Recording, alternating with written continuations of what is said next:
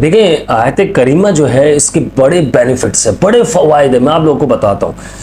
آیت کریمہ آپ لوگ پڑھتے بھی ہوں گے اور اس کے بینیفٹس شاید آپ کو معلوم نہ ہو، یہ کس پیغمبر نے پڑھا تھا اور کس طرح سے یہ کس وقت پڑھا تھا، بہت سے لوگوں کو معلوم ہوگا، بہت سے لوگوں کو نہیں معلوم ہوگا۔ میں بتاتا ہوں، حضرت یونس علیہ السلام نے مچھلی کے پیٹ میں یہ دعا مانگی تھی اللہ تعالیٰ سے، کیونکہ جب مچھلی نے حضرت یونس علیہ السلام کو نگل لیا تھا تو اللہ تعالیٰ نے مچھلی کو حکم دیا تھا کہ اسے ہم نے تیری غذا کے لیے تیرے پیٹ میں داخل نہیں کیا، بلکہ تیرے پیٹ کو اس کا قید خانہ مقرر کر دیا ہے۔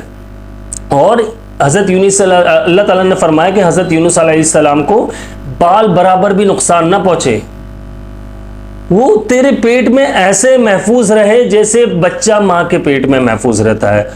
تو اسی وجہ سے مچھلی جو ہے وہ دریا میں جب تیرتی تھی تو منہ باہر نکال کر رکھتی تھی تاکہ حضرت یونس علیہ السلام کا دم نہ گھٹ جائے۔ اور یہ مچھلی جو ہے روم کے ایک دریا میں تھی۔ کثیر میں ہے کہ مچھلی بحر خزر سے آئی اور اس کو جناب باری کا فرمان صادر ہوا کہ وہ دریاؤں کو چیرتی اور پھاڑتی ہوئی جائے اور حضرت یونس علیہ السلام کو نگل لے، لیکن نہ تو ان کا جسم زخمی ہو نہ کوئی ہڈی ٹوٹے۔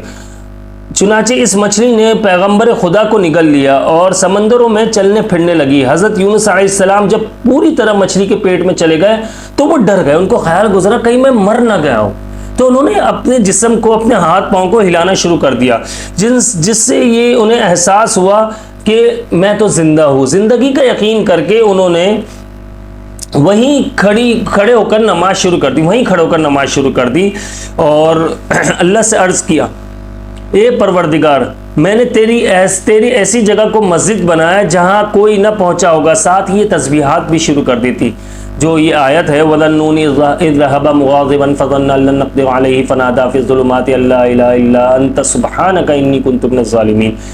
یہ انہوں نے مچھلی کے پیٹ میں دعا مانگنا شروع کر دی تھی۔ آپ کو میں بتاتا ہوں، جب انہوں نے یہ مچھلی کے پیٹ میں دعا مانگی تو یہ دعا جو ہے نا اتنی پاورفل ہے، میں اس لیے آپ لوگوں کو بتا رہا ہوں تاکہ دیکھیں یہ واقعہ اس لیے بتا رہا ہوں تھوڑا سا شارٹ کر کے کہ آپ لوگ جو ہے اسے آیت کریمہ کو کتنی سخت مشکل پریشانی آ جائے، جادو جنات آصف کسی ایسی مشکل میں پھنس جاؤ کہ آپ کو لگ رہا ہے کہ اب نکل نہیں سکتا، آپ یہ دعا کا ورد شروع کر دو، وہاں پر آپ یہ دیکھیے گا کتنی سخت مشکل میں ہو گیا، اللہ پاک آپ کو وہاں سے نکال لے گا۔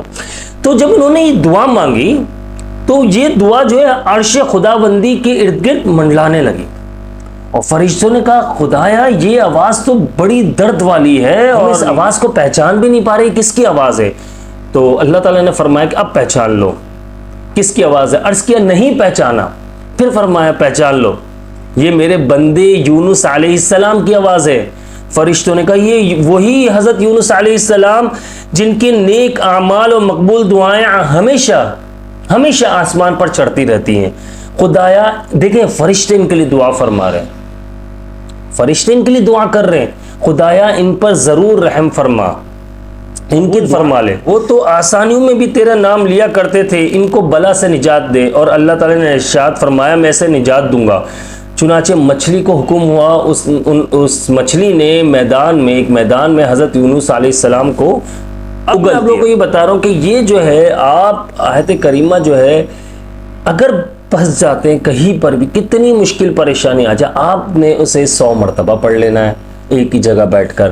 اس کے علاوہ بہت 313 مرتبہ بھی ہے، وہ 4-5 لوگ 6 لوگ مل کر بھی پڑھ سکتے ہیں۔